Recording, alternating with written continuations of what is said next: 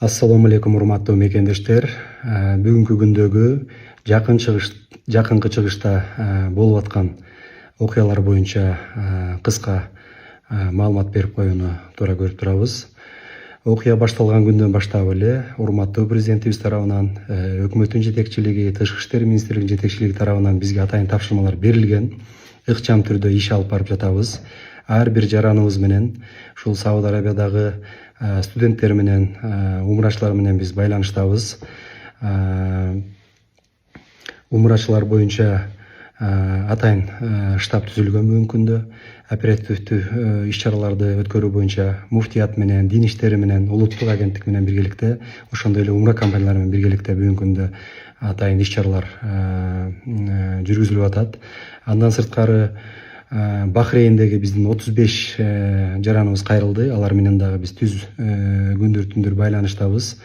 Кандайдыр бир азыр өтө кооптуу акыбалдар өзгөрүп кетсе, алар боюнча дагы биз чараларды көрүүгө даярдыктарды көрүп атабыз.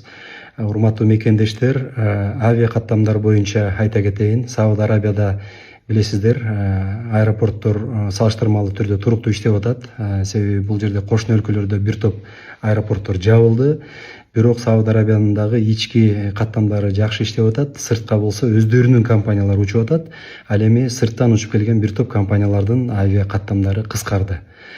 Биздин түз байланыш ыкчам номерибиз +966 58 376 99 45.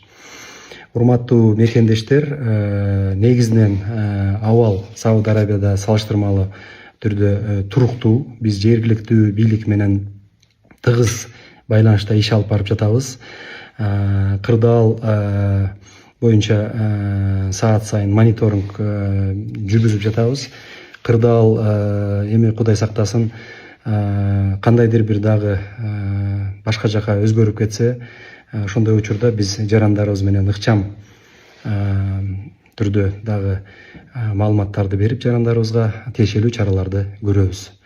Эми Кудай бардык жерге тынчтык берсин, согуш болбосун деген дуаларды кылып турайлы.